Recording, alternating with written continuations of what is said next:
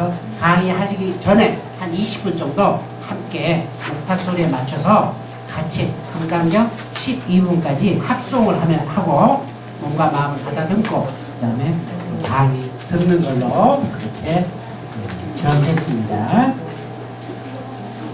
그리고 중간에는 10분, 중간에 10분 쉬었다가 이어가도록 그렇게 준비를 했습니다.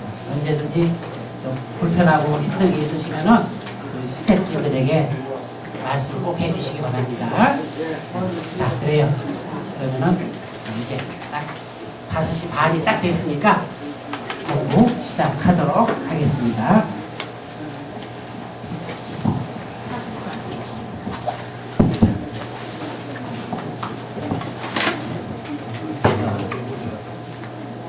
감사합니다. 전번 주에 이어서 오늘 이렇게 여러분들이 성황을 이루어주셔서 너무 감사합니다. 이것이 이루어지기까지는 여기 정가원 원장님, 법사스님의 큰 배려와 안내로 저희들이 여기 근무를 했고요. 실제적인 진행은 우리 마가 스님이 여러 가지 조언을 주셨습니다. 지들은 다만 지들이 여태까지 몇 사람이 통과된 것을 이렇게 여러분과 같이 나눌 수 있다는 그런 것만 이제 해결될 수 있다고 해서 너무 감사하게 받아들이고 있습니다. 이제 우리가 여기서 김원수 교수님이 그동안에 하신 50년간에 걸친 수행의 업종을 간단하게 여러분에게 말씀드림으로써 이것이 생활 속에서 실천이 되고 또 나 자신도 직접 여기 동참할 수 있다. 그리고 이것이 우리 지금 오늘 하루하루의 삶을 아주 의미 있는 세계로 새롭게 끌 수 있는 중대한 전기가 되기를 저희들은 그리고 바라겠습니다. 저희들도 노력하겠습니다.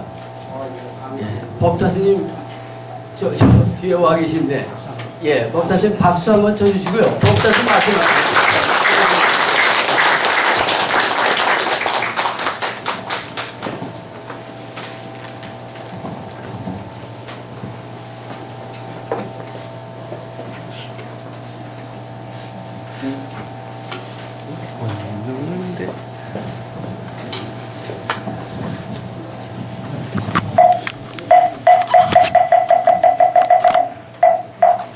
여러분 반갑습니다.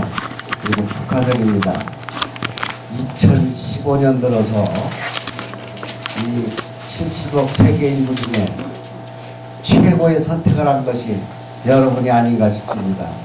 뿐만 아니라 여러분의 일생 일대에도 또 이런 귀중한 시간을 갖게 된 것은 여러분에게 정말 앞으로 행복을 보장하는 좋은 시간이 되지 않을까 생각을 합니다. 우리 불자라고 하지만 전부 다 나이롱 신자가 많습니다.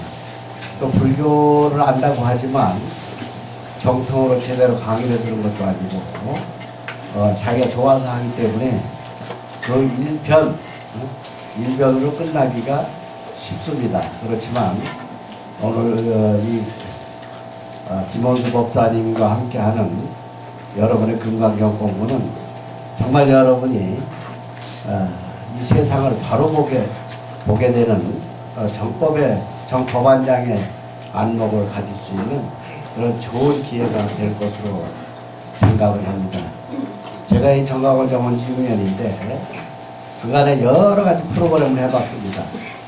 그런데 이렇게 많이 인기 있게 출발하는 것을 처음 봤습니다. 여기 불자들의 특징은 뭐냐? 용두삼입니다. 마포바지에 방구 새듯이. 그런 분들은 지금부터 아예 출석을 하지 않기를 바랍니다. 또 했다 하면 변석하지 말고 정말로 이 강의를 계속해서 들음으로 해서 정말 이 금강경을 모르고 불교를 한다고 하는 것은 새빨간 거짓말입니다. 그렇게 되기 때문에 우리 한국불교 2000년에 총 집산인 우리 참 조계종 같은 경우도 이 금강경이 바로 우리 소위경전입니다. 말하자면 텍스트북입니다. 금강경을 모르고 불자라고 한다든지 금강경을 모르고 내가 조계종도라고 하는 건 새빨간 거짓말입니다. 그런 면에서 여러분들이 정말 최고의 선택을 했다는 말씀을 드리는 겁니다. 이 겨울에 여러분들이 이렇게 참 귀중한 시간을 내서 이렇게 참 수행 시간을 갖는 것 고맙게 생각을 하고 또 보니까 우리 스님들이 상당히 와 계신데 우리 스님들 아주 고맙게 생각을 합니다. 우리 스님들도 빠지지 마시고 모범생이 되기를 바랍니다. 그리고 정강원에서는 여러분이 이 강의를 잘 들을 수 있도록 후원을 우리 마가스님 교복사가 와 있는 것도 더 큰 후원이 여기 있습니까? 박수 한번 주세요. 우리 마가스님이 알바를 많이 해서 혹시 빠질지 모릅니다. 앞으로 절대 이 시간에 빠지지 않도록 하겠습니다. 저도 시간 나면 저 뒤에서 컨닝만 하다 가겠습니다. 자, 여러분들 다 건강하시고 또 마음에 항상 평안이 있으시기를 바랍니다. 우리 현공거사님도 오셨네. 우리 신도 중에 제일 어른이시고 오늘 학생 중에도 제일 어른이시고 아직 8학년 8반밖에 안 돼요. 미수라고 그러죠, 미수. 그러니까 이런 어르신도 이렇게 하는데 그 반밖에 안 된 여러분들이 배를 하셔야 된다. 그런 말씀을 인사해 드리면서 김원수 법사님 어디 가셨어요? 예. 잘 안 보이네요. 정말 저도 지난번에 우리 신도들에게 1시간 하셨는데 우리 신도들이 너무 좋아했습니다. 이게 이론에 그치는 것이 아니라 자기의 인생과 더불어 사니까. 그래서 여러분 아주 소중한 시간 되실 것으로 생각합니다. 감사합니다.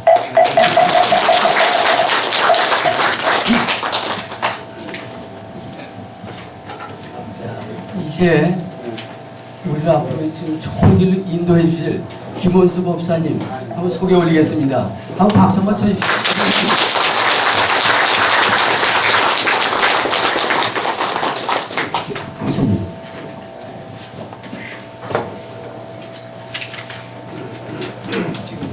네.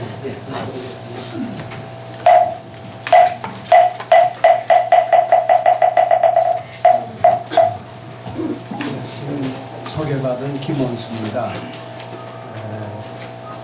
저는 조금 전에 마가 스님께서요, 우리 금강경 여기 공부에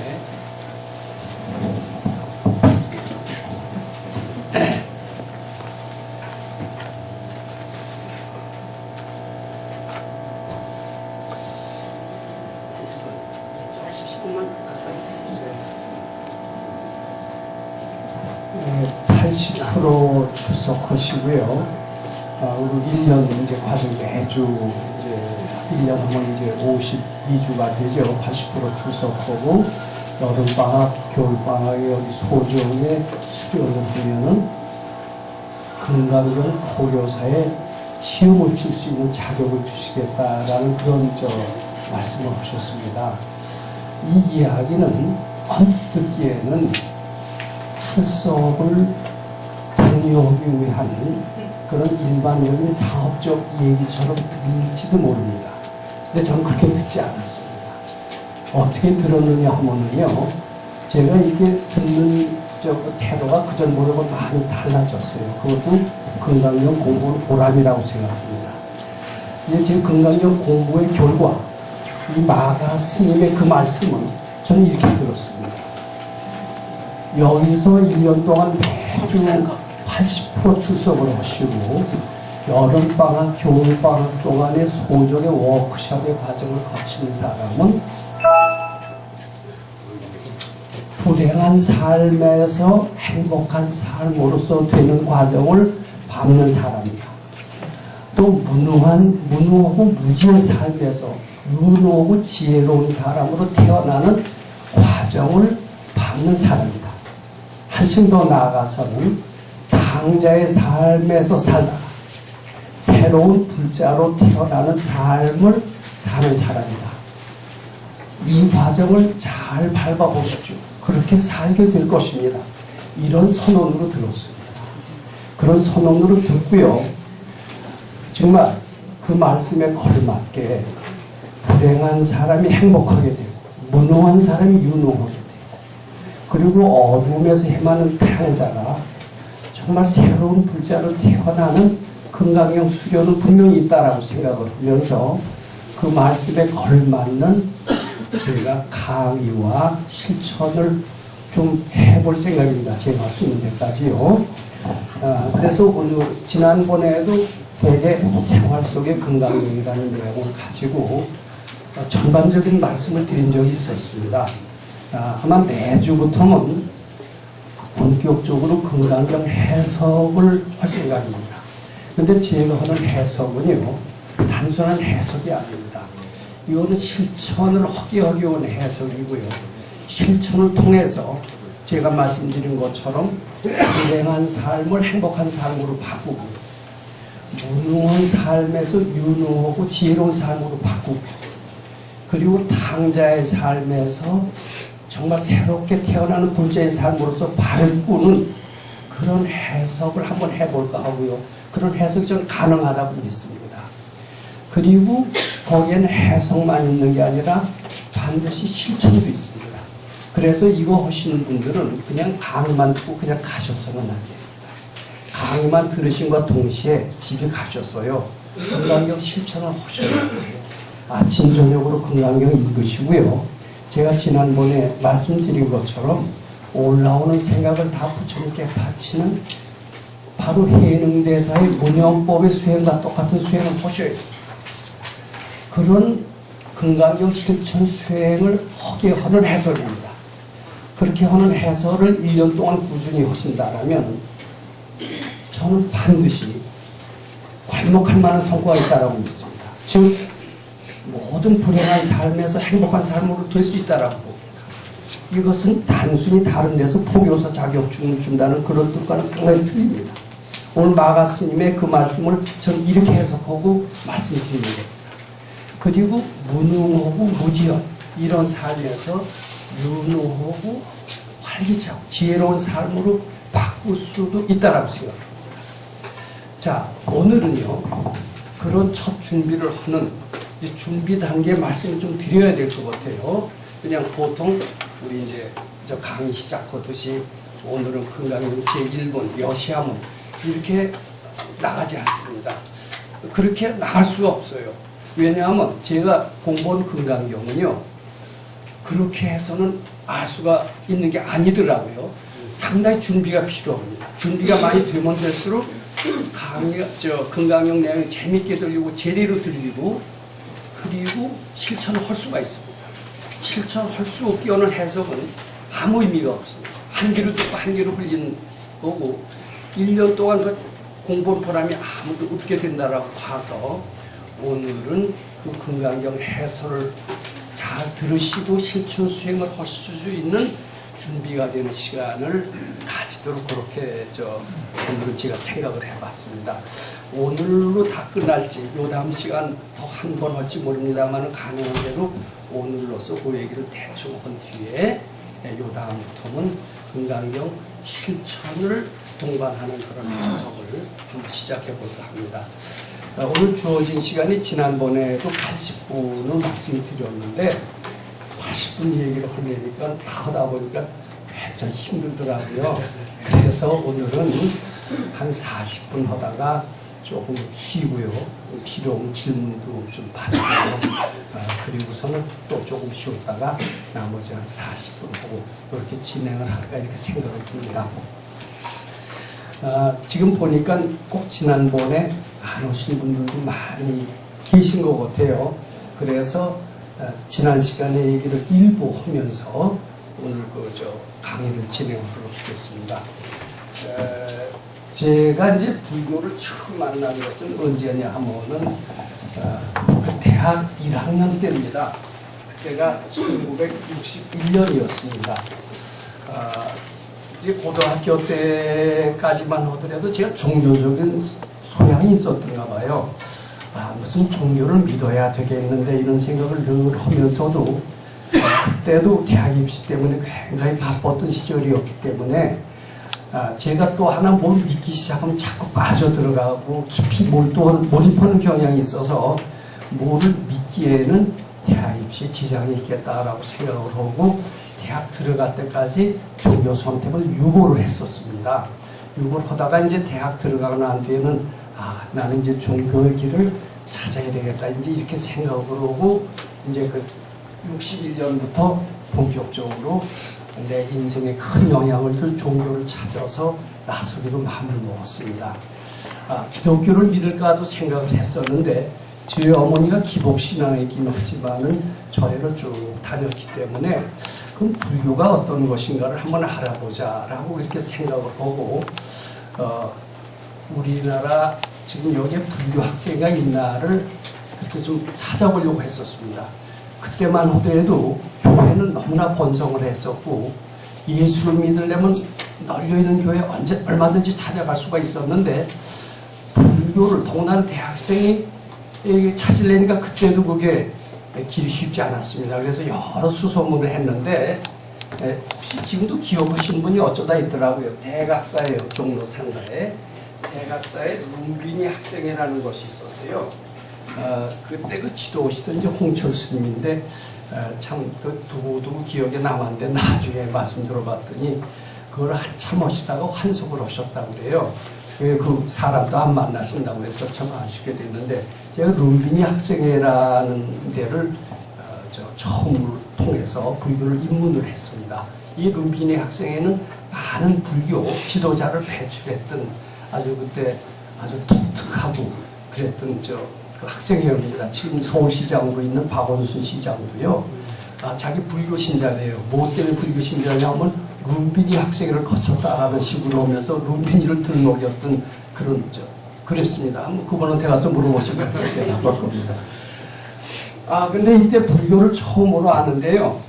참 전생의 인연인 것 같아요. 아주 깊숙이 빠져들어갔어요. 제가 그 충격을 말할 수가 없습니다. 그래서 불교를 하면서 학교 공부는 뒷전이 됐습니다. 매일 학교 가서 그때 이제 처음으로 읽었던 책이 뭐냐 하면은 상당히 수준이 높은 책인데 신소천 스님이라고 지금은 아마 기억에 다 사라졌고 아마 여기 스님들은 기억에 남으실지 모릅니다만은 최초의 금강경 해설서를 내신 분이 아닌가 싶습니다. 그분의 이제 금강경 해설서를 만나게 됐는데 일제시대 때 했던 그 누런 책이고요.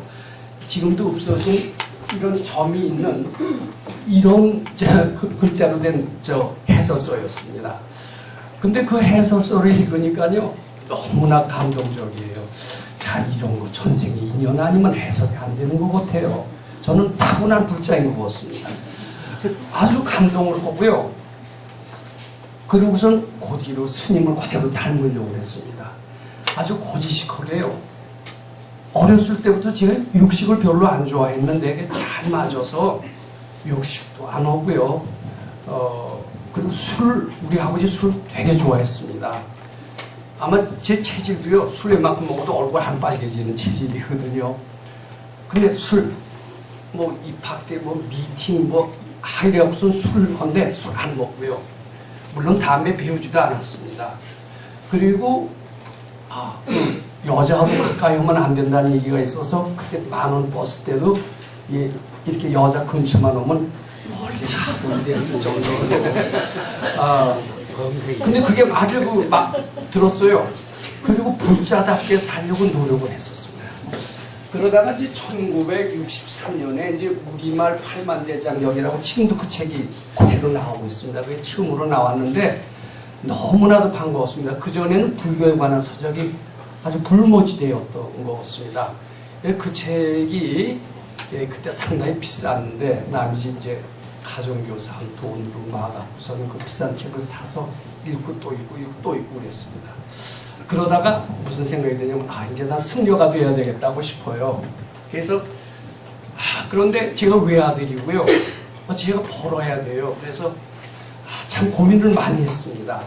제가 승려가 됐다면 우리 어머니 자살할 거고요. 그래서 승려가 그 길을 또 그래도 내가 용감하게 해요. 그 불경책 보면 승려가 되게끔 그렇게 많이 유도해 놓은 글들이 너무나 많았습니다. 근데 그때요, 제가 이 얘기를 꼭 드려야 됩니다.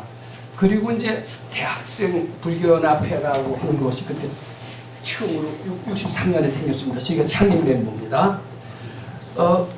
그 수련대회라는 것이 생겼는데 그때 큰 스님을 많이 만났습니다.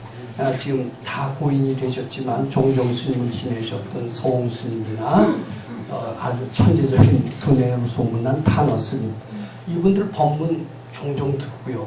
그때 그분들의 법문을 어렵지 않게 들었어요. 왜냐하면 조계사 뒤에 허름한 강당이 있었는데요. 그때는 그렇게 큰 스님들이 전관흥 스님 이런 분들이 와서 그런 데 와서 아주 손수 강의도 오고 이랬던 시절이었습니다. 그래서 그런 스님 법문도 많이 듣고 칭찬까지 들었어요. 그래서 저는요, 자부심이 대단했습니다. 그리고 주위에서도요, 한가한 시간에는 관세음보살을 다녔어요. 그러니까 주위에서 저를 제일 먼저 도통할 거라고 그래서 칭찬을 곧잘 들었을 뿐만 아니라 저 자신도 불교에 대해서만은 학생이지만 교수 못지않고 스님 못지않다라는 자부심을 가지고 있었던 게 사실입니다.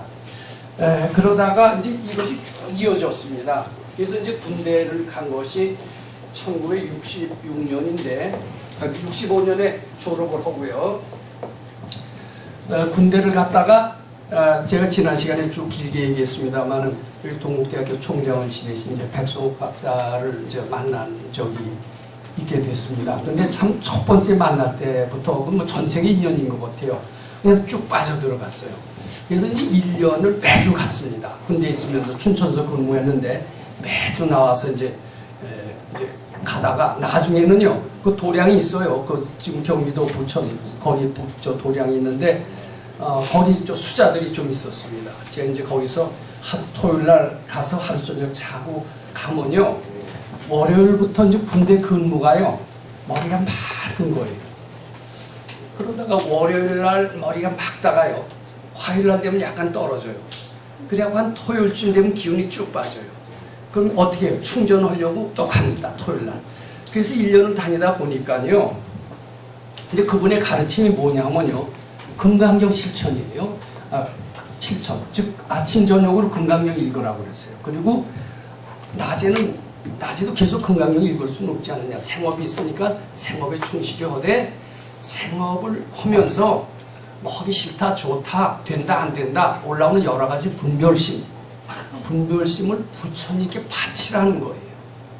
근데 나중에 육조단경을 공부를 해봤더니 그 올라오는 생각을 부처님께 바친다라는 것이 육조단경 한번 보세요. 문연법이더라고요. 그대로 법술 무자 문연법이에요. 근데 그 해능대사가 어떻게 얘기를 하셨느냐 하면은 금강경 독성하고 반야행을 실천해서 속히 견성하도록 하라라는 구절이 육조단경에 나옵니다. 근데 지금은 요새 이제 조계종에서는 간화선 중심으로 수행을 하는데, 사실 어떻게 보면 조계종이 육조 해능대사로부터 비롯된 그런 종파라면은 어떻게 보면 육조대사를 그대로 따르지 않는 거나 마찬가지입니다. 어떻게 보면 우리 백 박사님의 가르침은 육조 해능대사의 가르침과 똑같아요. 금강경 있고 올라오는 생각을 이 중생심입니다. 불심으로 바꾸라는 거예요. 그러면서 우리 중생심이 불심으로 차츰차츰 바꿔가는 과정에서 부처가 되어간다는 얘기인데, 그게 바로 문연법이나 동일하다는 것을 제가 발견을 했습니다. 그런 식으로 이제 하면서 올라오는 모든 생각을 다 바치라는 거예요. 참 이게 아주 살 것 같았어요. 그래서 이제 군대를 제대하고요, 제가 이제 취직을 하고 싶은 생각도 들었지만, 이런 훌륭하신 백성욱 박사님 밑에서 다만 얼마라도 공부를 했으면 하는 그런 생각이 들었습니다. 그래서 한번 여쭤봤어요. 취직을 할까요? 또 선생님, 참 제가 1년 동안 다니면서 참 느낌도 많고 좋아진 것도 많습니다. 여기 본격적으로 출가해서 공부를 할까요? 이렇게 이제 물었습니다. 저 스님들께 이제 질문을 드린다면, 어떤 속세 거사들이 와서 공부를 할까요? 취직을 할까요? 이렇게 물으신다면 어떻게 대답하시겠어요? 아마 저는 이렇게 기대를 했습니다. 백 박사님이 제자 욕심이 있을 거고 저는 괜찮은 제자가 될 것도 같으니까 백 박사님은 야 취직 조금 있다 하고 얼른 내 밑에 들어와서 공부해라. 이런 저는 대답을 기대했었습니다. 그러고서는 여쭤봤어요. 여쭤봤더니 뭐라 그러시는 줄 아세요? 저는 그 구절이 잊히질 않습니다. 그러고서는 그것을 계속 지금까지 행동 지침으로 삼고 있습니다. 또 도인의 대답은 당연히 그래야 된다라고 생각합니다. 그 대답이 어떤 줄 아세요? 한번 생각해 보세요. 뭐라 그러셨느냐 하면 네가 지금 취직하고 싶은 생각이 드느냐? 네, 듭니다. 그럼 그 생각을 부처님께 바치래요. 바쳐요? 그럼 바치면 어떻게 되죠? 자꾸 바치면 알아진대요. 해답이 나온대요.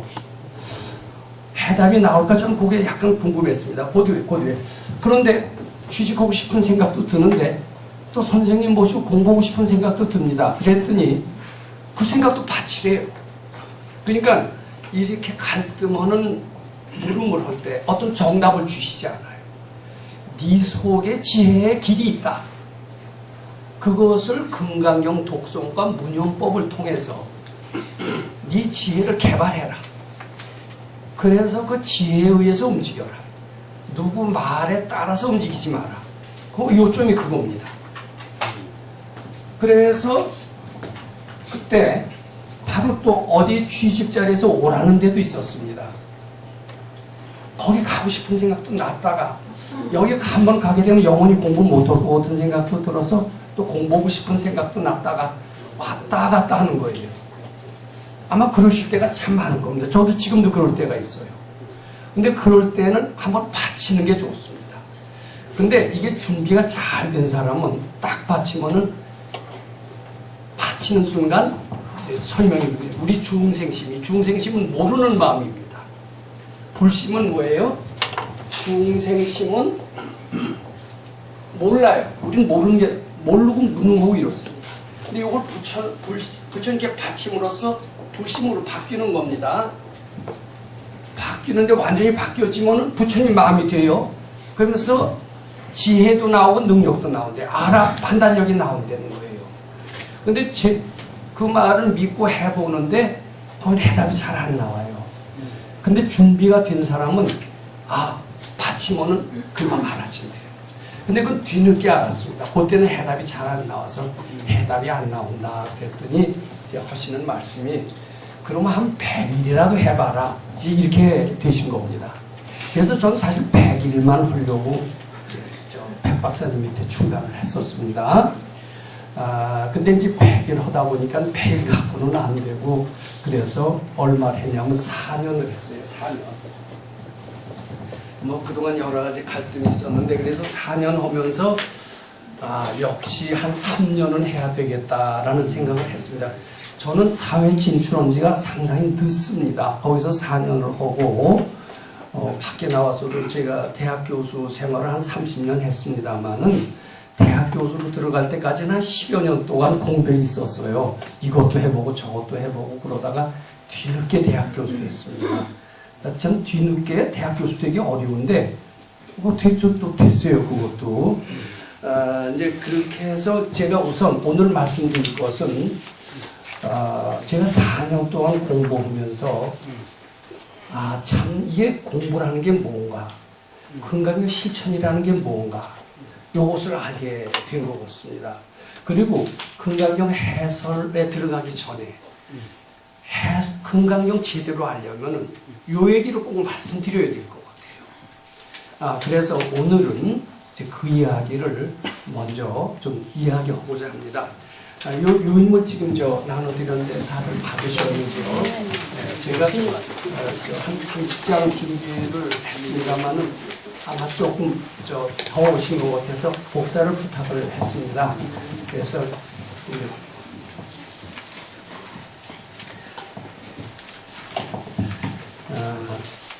그러시면은 요거 처음에 보시면은 건강용 독송, 이게 문용법이라고 했습니다. 무슨 생각이든지 부처님께 바치는 가르침의 실천을 통해서 체험된 진리다 그랬습니다.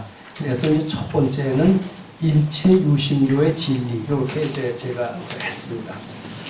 일체유심조라는 말은 너무나 불교에서 유명한 말이고 잘 알려진 말입니다. 근데 불교에서만 알려진 말이 아니라 기독교인들도 일체유심조 하면은 다 알더라고요. 거기도 일체유심조에 대해서만은 다들 공감하는 것 같아요. 저도요, 이게 금강경 공부하기 전만 하더라도요, 일체유심조에 대해서 누구보다도 잘한다라고 생각했던 사람이었습니다. 근데 실제로 금강경 몇 년 하고, 근데 금강경 몇 년 갖고도 어림도 없더라고요. 나중에 보니까. 그리고 밖에 나와서 저는 참 고생을 많이 했던 것 같습니다. 참 많이 깨졌습니다. 근데 절간에서 그런 얘기가 있다고 그러더라고요. 스님들은 잘 아실지 모릅니다만은 깨져야 깨친대요. 그런 말 있습니까? 제가 많이 깨졌어요. 밖에 나와서. 제가 처음에 그렇게 생각했습니다. 저는 좋은 대학 나왔다고 스스로 생각을 했고요. 게다가 훌륭한 선생님 밑에서 4년을 공부했다. 이거는 미국의 어느 유명한 대학에 가서 유학한 것보다도 나는 훌륭한 스펙을 갖춘 사람이다. 이제는 나는 밖에 나와서 유능한 사람이 될 것 같다라는 그때 자부심을 가졌고 어느 정도 그런 자신도 있었던 것 같아요. 근데 막상 세상에 나와보니까요, 세상이 너무나 험난하고 힘들고요. 야, 깨지기 시작하는데 끝도 없이 깨지더라고요. 근데 나중에는, 처음에는요, 이런 의심을 많이 했습니다. 이게 공부가 잘못된 거 아니야? 또는 세상이 너무 어려운 거 아니야? 뭐, 이게 백선생님 뭐 잘못된 거 아니야? 별 생각이 다 들었어요. 근데 그게 아니었더라고요. 뭐냐면요, 제가 준비가 너무 부족했어요. 그리고 근기가 약했어요. 제 탓이더라고요. 그래서 수많이 깨지면서 깨질 때마다 저는 그렇게 건강한 사람이 못 됐던 것 같습니다. 그때마다 퇴타심 내고요. 내가 괜히 들어갔다. 나는 뭐 그렇지 않아도 잘 살 수 있었는데 후회도 많이 하고요. 근데 후회하기엔 이미 때가 늦었어요. 그러면서 깨지다 이런 것을 자꾸 반복을 하면서 분명한 것은 깨쳐지는 것이 있더라고요. 그래서 제가 말씀드리는 일체유심조의 진리, 공의 진리를 갖다가 실감나게 하는 것은 백 박사님 밑에서 4년 동안 공부했을 때는 비상적으로만 알았던 것 같고, 밖에 나와서 수많이 깨지면서 장사도 깨지고요. 저 결혼도 해봤어요. 결혼해보다 깨지고요. 그리고 법당도 꾸려봤어요. 법당하기 굉장히 어렵더라고요. 법당하다 깨졌고요. 그리고 건축을 제가 3채를 지어봤습니다. 여기 절 지어보신 스님들 계실지 모르지만요, 절 짓는다는 거 굉장히 어렵습니다. 무척 깨졌습니다. 그러면서 퇴타심을 다행히 안 냈어요. 꾸준히 나가니까요, 하나도 보이지 않지만은 보이지 않는 데서 성장하는 게 있어요. 전 그것이 아마 법이 아닌가 이렇게 생각합니다. 책에서만 봤던 법이 바로 그것이 아닌가 이렇게 생각합니다. 그래서 그 경험의 이야기를 오늘 좀 말씀드리는 것은 앞으로 이 금강경 공부에 매우 약이 되실 것 같아요. 저는 제 처음에 이론으로 알고 말씀으로만 알다가 그것을 세상에 나가서 실천을 해보면서 여러 가지 갈등을 했습니다. 퇴타심은 수없이 많이 냈던 것 같아요. 근데 다행히 약간의 선근이 있었는지 그 퇴타심이 완전히 좌절로 이어지질 않고 그것이 약이 되는 것을 배웠던 것 같아요. 저는 가끔 세상을 호령하는 영호로부터 역경이 약이 된다는 얘기는 수도 없이 들었습니다. 즉 김우중 씨 같은 그런 이가 위기는 이런 유명한 얘기를 했어요. 위기는 위험한 기회다. 그래서 기회에다가 액센트를 주면서 위기는 참 좋은 거다. 이런 이야기를 말로는 들었지만은 참 실감을 못했어요. 말이 그렇지 어떻게 역경이 축복이 되느냐. 근데 이 마음 공부를 하다 보니까요, 확실히 그런 것 같아요. 역경이 축복이 될 수가 있어요. 자기 분별로 이름을 지어서 역경이에요. 근데 자기 분별을 바꿀 수만 있다면 역경은 축복이 되기 때문에 그것을 이해하니까요. 무능이라는 것이 유능으로 바뀔 수가 있고요. 무지가 지혜로 된다는 것도 알 수가 있고요. 우리 어때요? 반야신경에서 온개공, 공자가 얼마나 많이 나옵니까? 저는 아주 이론적으로 이 공을 바삭하게 해석할 수 있다라고 생각을 했어요. 근데 이것이 현실에서는 어떻게 적용되는지 알 수가 없었어요. 근데 현실에 이렇게 적용하면 되겠구나 하는 것이 수많이 깨져보는 과정에서 하나하나 터득이 됐던 겁니다. 그래서 오늘은 그런 이야기를 가지고 말씀을 드릴까 합니다. 이 얘기를 잘 들으신다면 금강경 해설하는 데는 물론이고 실천하시는데 적지 않은 이해와 또 약이 되고 이렇게 될 거라고 생각합니다. 자, 우선 이 유언물상의 일체유심조의 진리 이것을 말씀드려보도록 하겠습니다. 일체유심조의 진리는 한뜻 들어보면 그냥 쉽게 할 것 같은 생각은 많이 듭니다. 그 얘기만 하려도 굉장히 긴데요. 제가 한 가지 예만 드리겠습니다. 여기 교탁인데요. 제가 이게 들려고 했더니 끄떡도 안 하네요. 근데 이걸 제가 질문을 드릴게요. 교탁이 왜 안 들어가죠? 왜 안 들어지죠? 이렇게 물어보면요. 야, 그것도 몰라. 그게 무거워서 무거운데 드냐? 너 몇 킬로까지 들어? 너 한 60킬로 들겠지. 150킬로 되는데 네가 드느냐? 무거워서 못 든다고 얘기하실 겁니다. 그 맞습니까? 전 그거 맞다고 생각을 했어요. 근데 제가 나중에 터득을 했어요. 무거워서 못 드는 게 아니더라고요. 내 마음속에서 무겁다는 생각이 못 들게 합니다. 이거는요, 알고 봤더니 무거운 것도 아니고 가벼운 것도 아니에요. 내가 무겁다고 이름을 지어서 무겁게 된 것 뿐이에요. 이론은 그렇지만 실제로 무거워서 못 들지. 저는 그랬어요. 근데 나중에 공부를 해봤어요. 무겁다는 생각을 없앨 수가 있느냐? 이건 무겁다는 관념을 바꿀 수 있을까요? 없을까요? 근데 바꾸는 방법이 있더라고요. 바로 문현법이 바꾸는 방법 중에 하나입니다.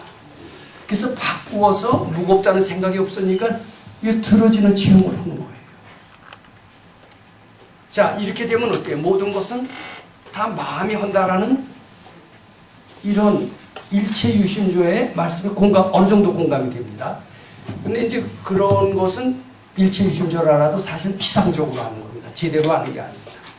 근데 제가 일체유심조를 아는 과정을 잠시 한번 좀 설명을 드리도록 하겠습니다. 불교에서는 그 부처님을 어떻게 표현하냐면, 연기를 깨치신 분을 부처님이라고 얘기합니다. 연기. 이것이 있으면 저것이 있고 이런 얘기는 많이 하죠. 아주 이건 국제적으로 공통되나 봐요. 우리나라 불교학자들도 다 그렇게 얘기하고요. 스님들도 그렇게 얘기할 뿐만 아니라 유명한 인도의 다라이라마까지도 그렇게 얘기를 해요. 그리고 또 경전에 그렇게 써 있어요. 부처님은 연기를 깨치신 분이다. 그 연기라는 게 이렇게 대단한가. 연기는 부처님 태어나기 전에도 있었고 그 후에도 있었다. 이러면서 연기의 중요성을 굉장히 강조하는 대문들이 많이 나옵니다. 근데 저는 그 말이 참 실감이 안 났습니다. 내가 이해하는 것은 그렇지 않다. 이렇게 쭉 생각을 했습니다. 그렇지만은 이거는 믿어지더라고요. 우리 유명한 의상대사하고 원효대사가 당나라로 공부할 때 이야기입니다. 공부하러 가다가 밤중인데 목이 몹시 말라서 어느 물 있는 데를 찾아갔는데 물웅덩이를 보니까 굉장히 밤중이니까 잘 안 보여서 맛있게 먹고 그 이튿날 가봤더니 거기 해골이 있다는 그 유명한 이야기가 있지 않습니까? 그걸 보는 순간 원효 스님과 의상 스님이 그걸 토했다고 그래요. 토했는데 원효 스님이 거기서 다 깨쳤대요. 그러면서 그걸 원효 스님의 오도송이라고도 얘기를 합니다. 뭐냐면 종종 심생, 종종 법생, 종종 심멸, 종종 법멸. 마음이 생기면 어떤 현실로 나타나고 마음이 꺼지면 현실에도 사라진다, 이런 유명한 얘기인데, 해골이 당기지를 모르는 없을 때는 가무처럼 달다가 그 마음이 모를 때는, 분별이 없을 때는 아무렇지 않다가 분별을 내니까 토해지더라. 이제 그런 간단한 내용에서 요 구조를 깨치고요. 요 구조를 깨침으로써 원효 스님은 중국으로 하는 걸 포기합니다. 근데 요게 바로 연기를 깨쳤다라고 저는 그렇게 이해를 할 수가 있을 것 같아요. 근데 그래도 전 석연치가 않았었어요. 자, 근데 이건